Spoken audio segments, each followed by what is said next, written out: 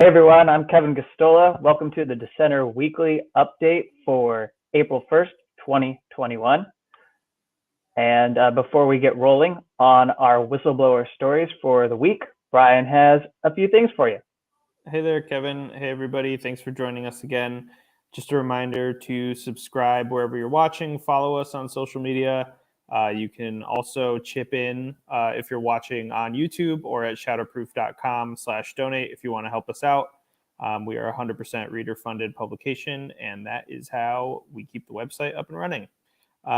Without further ado, let's dive right into our first story here. We have a drone whistleblower charged with violating the Espionage Act pleads guilty. What is this story?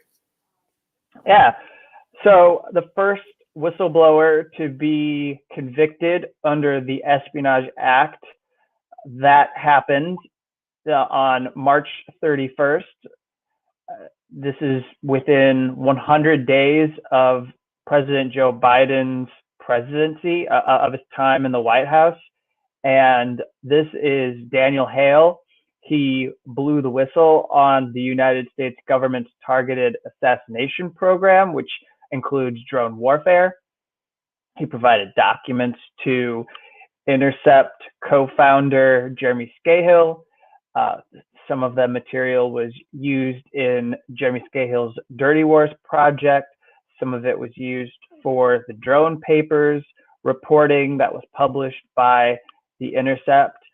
And he pled guilty to transmitting and retaining quote unquote national defense information. That's how the government refers to it. And that is in the Espionage Act. There's a violation. He changed his plea, had a change of plea hearing. He was present. He came into the courtroom in the Eastern District of Virginia, where a lot of these national security whistleblower cases are heard. Many of the people we talk about in the war on whistleblowers have gone through that courtroom. Indeed, that is the court where Julian Assange, WikiLeaks founder Julian Assange, was indicted. So he changed his plea, and he's scheduled to go to trial. He was scheduled to go to trial next week.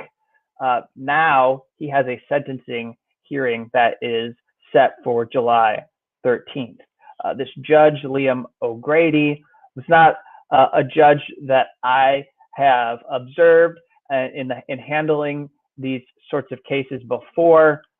Previously, I've seen Leonie Brinkema was the judge that was presiding over John Kiriakou's case, CIA whistleblower John Kiriakou's case. And so this is a little different kind of a person to see managing this. He did show some compassion, fortunately for Daniel Hale, and unfortunately for Reality Winner. Daniel is able to remain under supervision by a probation officer. He was not taken into custody, and he has not been in custody during the time that he has been facing these charges, and that's much different from Reality Winner's case. She was kept in pretrial confinement, and so there was compassion on the part of the judge. Daniel Hale is someone who was in the Air Force. He was involved in the Joint Special Operations Task Force in 2012. He was part of the people who are tasked with identifying targets for kill and capture missions. He was a contractor for the National Geospatial Intelligence Agency, and that's when he allegedly provided the range of documents that are mentioned in the indictment. He pled guilty to one count. There were 5 charges that were brought against him when Donald Trump was president. The indictment was issued in May of 2019.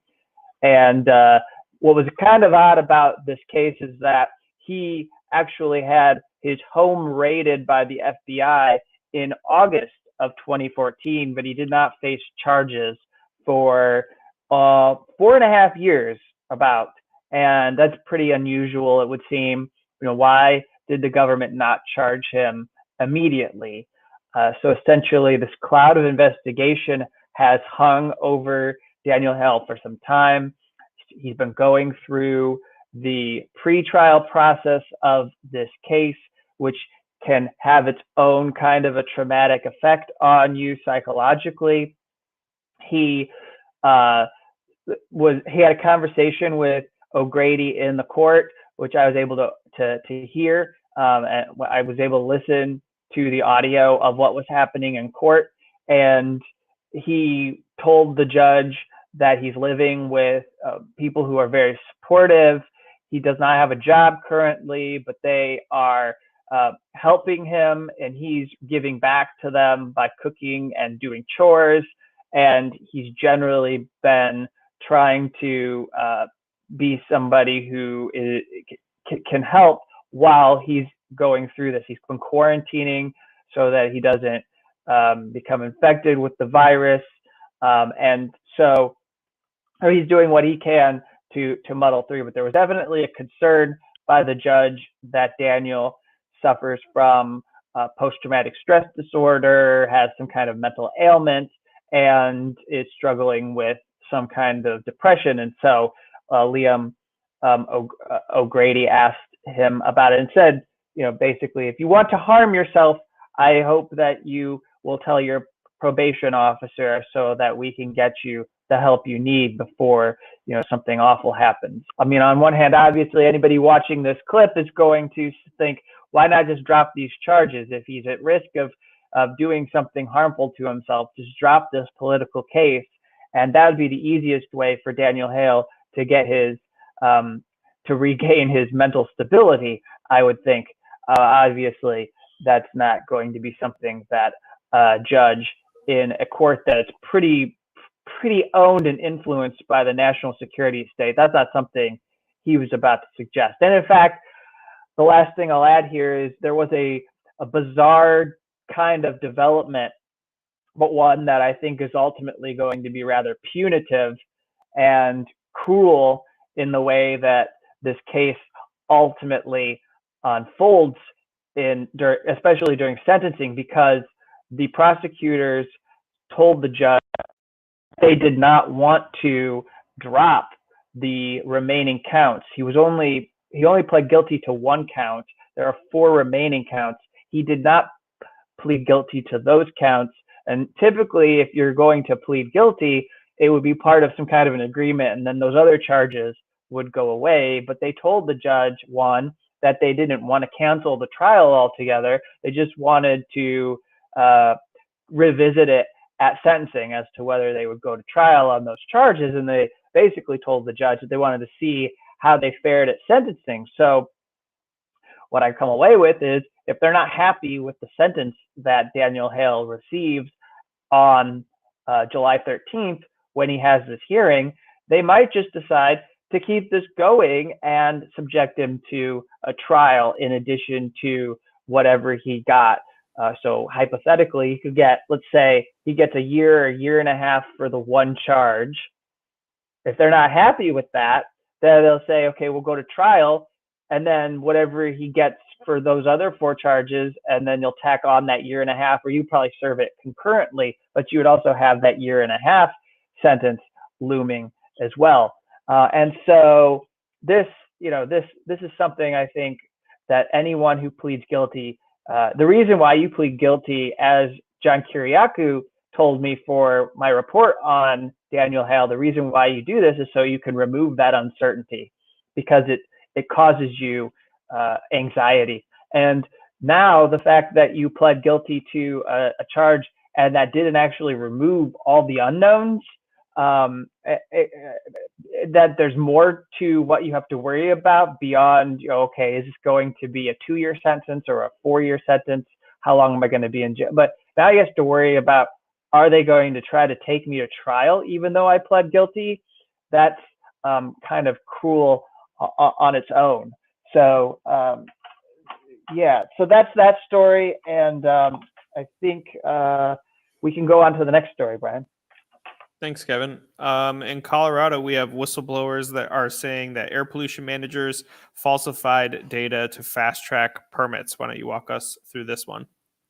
Yeah, so 3 Colorado employees have filed a complaint with the U.S. Environmental Protection Agency, the Inspector General Office at the EPA, and they claim that they were ordered to stop performing modeling that is required by the Clean Air Act. They say that this was done to speed up permits and avoid a paper trail if the state was sued by environmental groups. And this is according to Colorado Sun, a local newspaper. Communities have demanded modeling to combat the spread of toxins and emissions that fuel greenhouse gases. And as the whistleblowers contend, this alleged halt to modeling required by the Federal Clean Air Act is part of a years-long pattern of unlawful state actions, all of which increased health-damaging nitrogen dioxide and sulfur dioxide pollution in Colorado. This change in policy at the Air Pollution Control Division, which I assume is within some kind of a state agency in Colorado, has included unlawfully issued permits, according to these whistleblowers, that range from asphalt plants, coal mines, oil drilling pads, meat packers, to even a gold mine, like an actual gold mine. The complaint, according to the Colorado Sun, says that not only were they blocked from modeling in when they were issuing a permit for the gold mine, they were blocked from doing the modeling, but they were also ordered to falsify data to avoid the model that would have predicted a violation, and thus being the company would not have been able to go ahead and proceed with this. Some background for people as far as the science goes. Nitrogen dioxide and sulfur dioxide are directly harmful to humans and animals if breathed in above federal standards. They contribute to ambient development of ozone and particulate pollution, which further contribute to asthma and other respiratory issues. And so in Colorado, this is also a big deal because of the high altitude. There can be intense sun and heat and anomalies in the weather that can increase as a result of the pollution. And so to some extent, this is why there is constant activism on the part of environmentalists against pollution by corporations. So the EPA's Inspector General Office has received this complaint. They then have the ability to conduct an investigation, and we'll come back to this and follow up on any kind of report or outcome. I don't know what the EPA can do to hold this company accountable, but I presume they could theoretically revoke permits. I mean, we've seen the revoking of permits for oil pipelines. So if this was as corrupt as it sounds, go back and have those permits revoked. Thank you, Kevin. Amazon employees have exposed the corporation's Twitter army that is deployed to clap back at politicians. Tell us a little bit about this story. Yeah, I thought it would be good to work in a story that tied into Amazon, because we've seen a lot of attention on the courageous people in Bessemer, Alabama, who have been organizing for a union at a plant down there, fulfillment center, I believe, something of that nature. And so that's received a lot of attention with politicians and other celebrities backing the union organizers. And so at The Intercept, Ken Klippenstein, who before he worked for The Intercept and The Nation, did some work for us at Shadowproof, obtained a leaked document that shows that Amazon designed something called Veritas that was aimed at training fulfillment center workers who were selected for their great sense of humor in order to confront critics. Many of these people are policymakers. We've seen one very viral example. It went viral, this example where Representative Mark Pocan was essentially, well, as they say it, you're being told to clap back. So somebody clapped back at Mark Pocan for pointing out that people are urinating in water bottles because they don't have time to take bathroom breaks. And that was something that the account tried to shut down as being false, which there's plenty of documentation that this regularly happens. So that was ridiculous. But the document shows this pilot program was conceived in 2018. It was marked as a confidential document among Amazon.com people. It has examples of how ambassadors could respond to critiques of the company, as well as Jeff Bezos.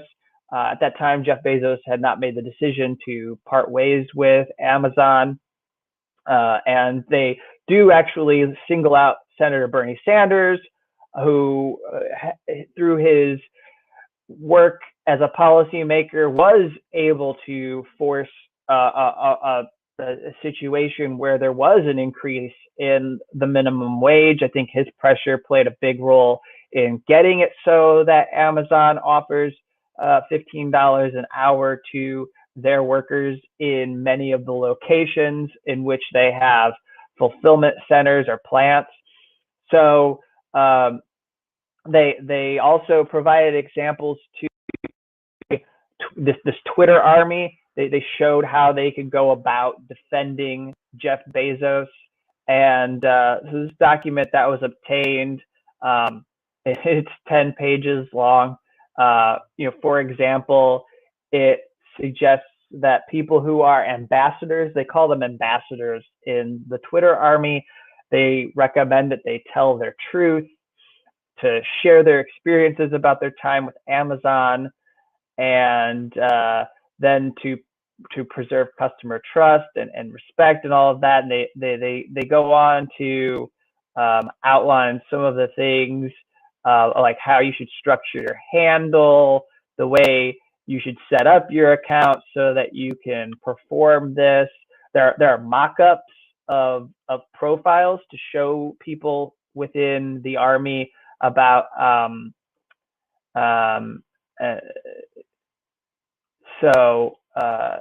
and then there's questions that you might receive about the program, and people are told what to do. There's actually lists of people who are ambassadors in here. It talks about how you can get selected for the team and what what the objectives are for performing this work. And then you go down and you have some things that you might be told. So for example, if you were working as an ambassador online and you're doing the thing that you ought to do to defend Amazon, and somebody says there's peeing in trash cans, constant surveillance, and asthma attacks on the job, Amazon workers tell us their warehouse horror stories, and you see that they're linking to an article about that happening, then you could respond, I work for Amazon and I'm not sure about other facilities, but I've never felt pressured to pee in a trash can. My managers understand when you gotta go, you gotta go. It only becomes an issue when you abuse this. As for the smell, Amazon does sell deer urine that hunters use.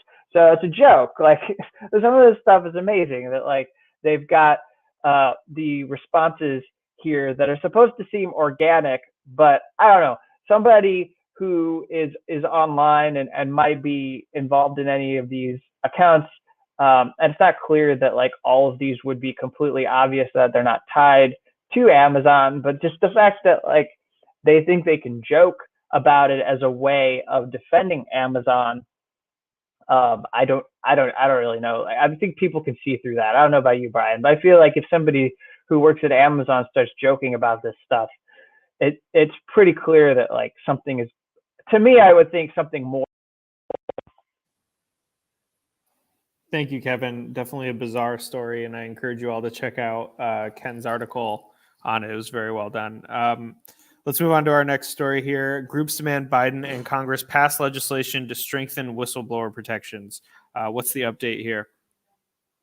Yeah, so for this article, we have a coalition that is coming together. There are over 260 groups This is led by the Government Accountability Project, who, of course, do some pretty steady and excellent work when it comes to whistleblower advocacy in Washington, D.C. They have people who are able to go speak at committee hearings about whistleblower protections and the loopholes that exist and the way that there are weaknesses in the law that do not protect whistleblowers. And primarily what this does is re-up requests that have existed for at least a decade, if not more. Policymakers in Washington, so long as they aren't freshman representatives or newly elected senators, they would be well aware of several of these issues that are raised in a letter. But the letter was sent to both the White House and to members of Congress to urge legislation, and it picks up on 4 key areas. We've talked about them on our show, especially after talking about a case like Daniel Hale. It's obvious that there is much more culturally that has to be done in order to support whistleblowers. That kind of case is an extreme example of what can happen, what can happen to a person, but on a more basic level, in the more bureaucratic level, these are things that need to be done so that people who do use channels for sharing their disclosures and don't go to the press, but feel like they want to go to the Inspector General's office, or they would just like to go to Congress or somebody on a Senate committee, that these are things that have to be done in order to protect them and ensure that they do not face retaliation or any kind of punishment. So they recommend that federal employees be able to have jury trials in federal court, which are available currently to corporate, state, and local whistleblowers. So federal whistleblowers, anyone from the U.S. government, does not have a right to a jury trial in federal court right now. That's important for people to know. This is something that people have been fighting for government employees for a long time. The whistleblowers should be able to challenge retaliatory investigations. So if any kind of investigation is opened against it is linked to their whistleblowing, they should be able to do something in order to fight back.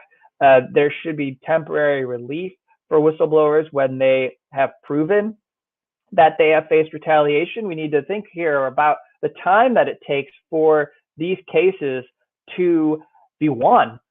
Your case can move through a very drawn out process for years. It can take maybe 5 to 7 years before you get a conclusion. And oftentimes that conclusion is going to be one that is not satisfactory.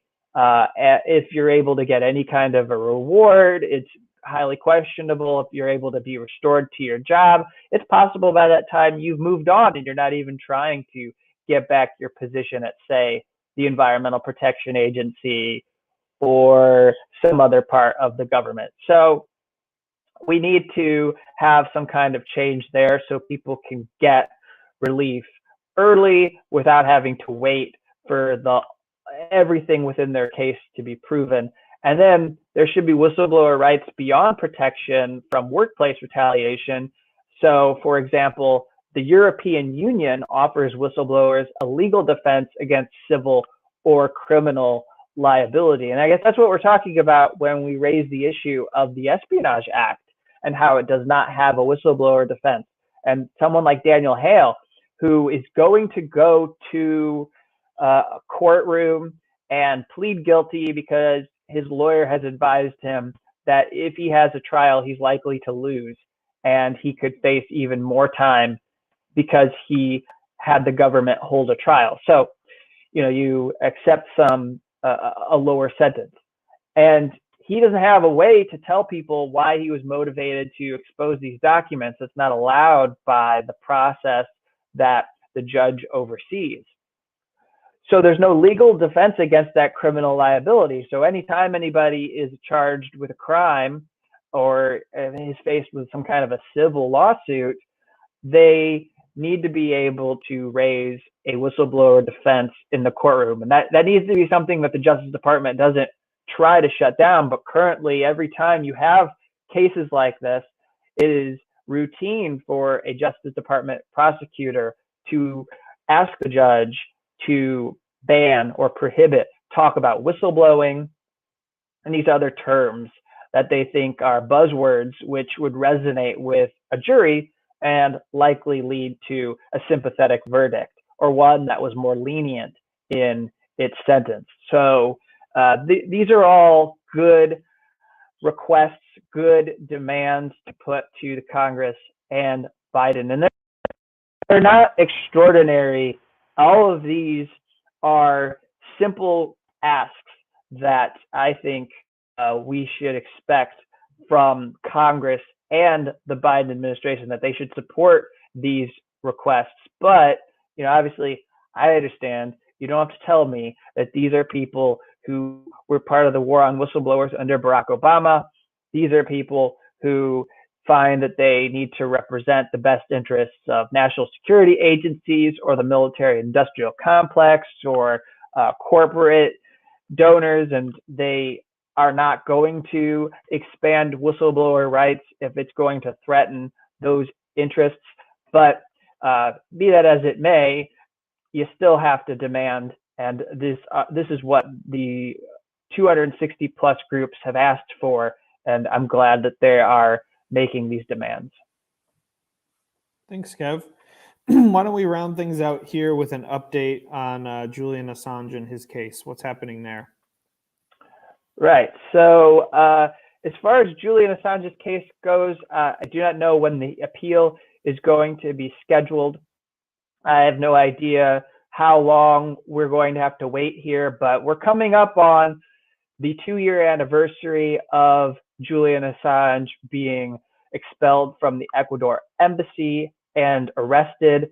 And in fact, we're coming up on the runoff election in Ecuador. We already know that Lenin Moreno, who was the person responsible, his political regime responsible for the expulsion, the complete discarding of Assange, handing him over to the Trump administration, making a deal, some kind of a deal for the benefit of Ecuador, while at the same time getting rid of Assange, revoking his citizenship so that they no longer had to protect him, giving him up to the British police, who then would be able to help the Justice Department launch and accelerate the extradition of Julian Assange, which we've been seeing and I've been reporting on, which it's been unfolding for the last couple of years. So we know that we're hitting that milestone very soon, that Julian Assange has been in Belmarsh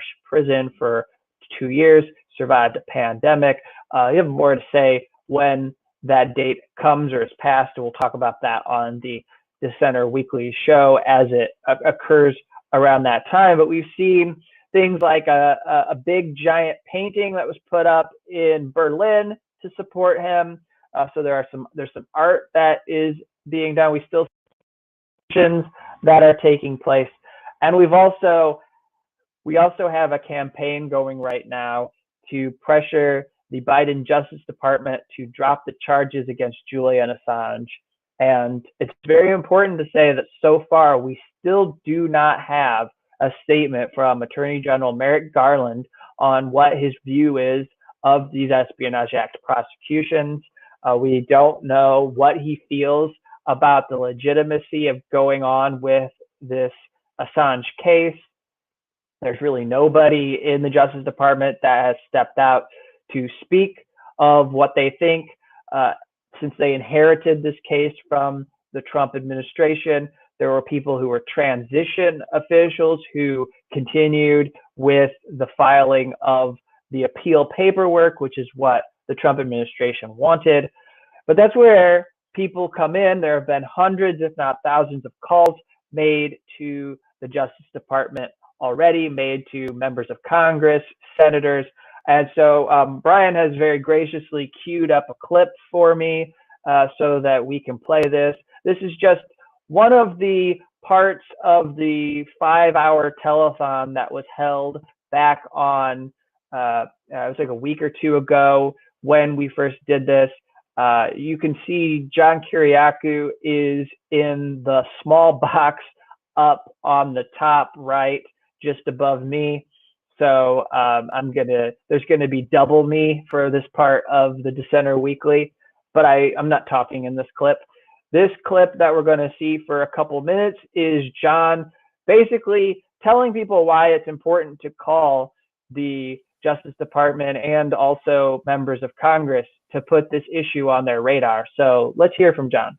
Cool. Thanks. Just let me know when to stop it. Here we go. Yep. Who just collate all the calls and the emails coming in. So if there is a number of communications coming in on an issue, that will make its way to the senator. So this is not a waste of time. This actually works. I would encourage everybody to call their members. Okay. Yeah, we have both numbers. Numbers. The only difference is there was something different. John, if you can remind me, there was something different about the thing with the representatives that obviously you have to know who it is. And but we have all the numbers. We have everything there. And you can call 202-224-3121, which is the Capitol Hill operator. And if you don't know your member, the operator is trained to identify who that is and refer your call to the right office. Can you say that number again? I'm just going to put it Sure. in. Wait, it's on our phone script. You see it on our script, Katie. It's at the top of the script. Yeah, It but I is. just want to put it in the chat so it's Oh, always okay. there. Okay. So 202. You bet. It's 202-224-3121. Great. Okay, Yep. now we have it there. Okay. Excellent. So my name is John Kiriakou. I'm a former CIA officer, and to make so you can stop a very long story very short, I'm not sure if we actually got the right part, but but for what it's worth, I wanted people to hear the number. I wanted you to see this, and the script now appears in this Dissenter Weekly, and we can conclude this edition of Dissenter Weekly. And I just thought people should see the number that they can call if they haven't already, so that they could put it in. If you're in the United States or outside the United States, I think it's really a good thing to call and register your discontent with this case. What John was speaking to, although I think we only got part of what he said during the telethon, but what he was trying to articulate was that there are dozens upon dozens of issues that some of our members and in Congress, as well as the Senate, are dealing with on any given day. And a lot of things people who are elected simply just do not know anything about. And it's a fair thing, although I think it's an indictment of these people, but it's a fair thing to say many of these individuals who are elected do not know what is unfolding with the Assange case. They do not know why they should oppose Julian Assange. And if you ask them, they would only know about Julian Assange based upon what has been reported incorrectly in CNN, on CNN, and in the pages of the Washington Post, the Jeff Bezos Post. And so people should call and make an issue out of this for representatives and senators and let them know that this is something that's important to them. And if their constituents are following this, they're going to be obligated to take an interest in what's going on with the case. And I'm not going to raise people's hopes to a level that's unrealistic. I'm just going to say that this is a dynamic that exists, and it could lead to something that is positive for Julian Assange. So we should make these calls. We should see people put this on the radar of everyone elected in Washington. We can't get beyond this fact. It was not Barack Obama who indicted Julian Assange. It was not on Barack Obama's watch that Julian Assange was expelled from the Ecuador embassy. It was on President Trump's watch. That's who did it. And Joe Biden was part of the Obama administration. So the fact that the Obama administration showed some level of restraint. Let's not exaggerate it, but some level of restraint. It's something that we should be asking the Joe Biden administration. We should be asking President Joe Biden's administration, why aren't you laying off? Why don't you just let Julian Assange be? That's all we're asking. Nobody really wants anything more than to allow Julian Assange to get back to life with the family that he tried to have before he was hauled out and put into a van by a half dozen or so British cops who then kept him in prison, and he's been there, and he's extremely vulnerable, and his health has been dire for some time, although he's recovered and he's been better at different stages of his detention. But still, we need to put pressure on Biden, and one of the ways to do this is to have these calls, because the only way they know what's important to people in their districts or in their states is if people are giving them calls. So people who call them say they want stimulus checks, people who call them say they want a raised minimum wage. And if people are calling and every other day they're getting something about Julian Assange, they're going to have to take a look at it and figure out what their position is going to be. And if they come down on the wrong side, then we create conflict. We maybe have a confrontation. We challenge those people on their position on the case, and demand to know why they believe it's not a dangerous case, why it's something the Justice Department should proceed onward with. And that's, this isn't a great situation in which we find ourselves, but it's the best we can do. And if we want to save Julian from dying at Belmarsh, if we want to protect him from being brought to the United States and then dying in a United States prison cell, as the district court judge anticipates with her ruling against the extradition, these are some of the things that we have to do collectively. And that's just the way that it is. So with that, thank you for watching the Dissenter Weekly. As you see at the bottom, dissenter.substack.com is the address for subscribing to a newsletter which accompanies this show and provides regular coverage of whistleblower stories like what happened with Daniel Hale. I think I picked up some new subscribers who came to the newsletter seeing that coverage of Daniel Hale's case. So welcome to you if you watch this. I hope some of you will become paid subscribers. There are exclusive posts that are sent to people who are willing to support this kind of journalism.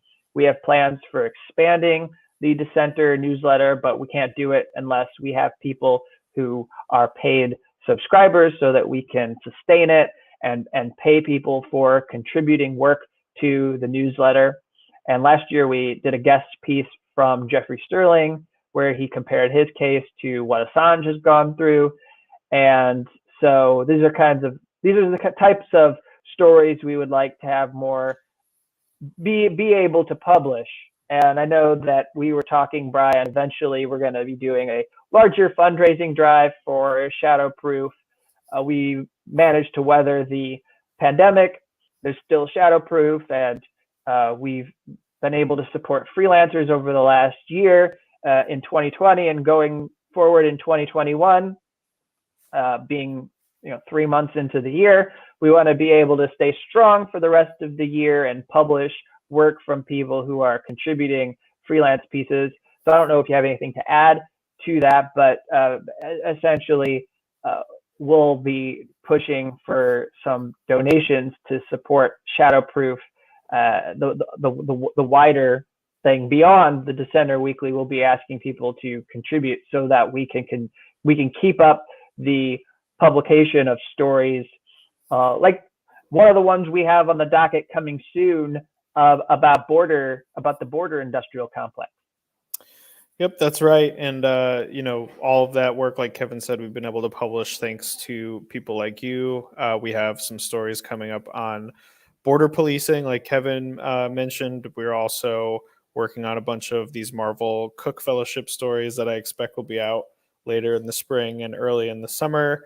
And yeah, we try not to fundraise too often. I know that we mention here on the show every week to chip in, but we don't want to be too annoying with the fundraisers. But we do try to give opportunities that are a little bit rare in sort of our world of journalism here, in independent journalism.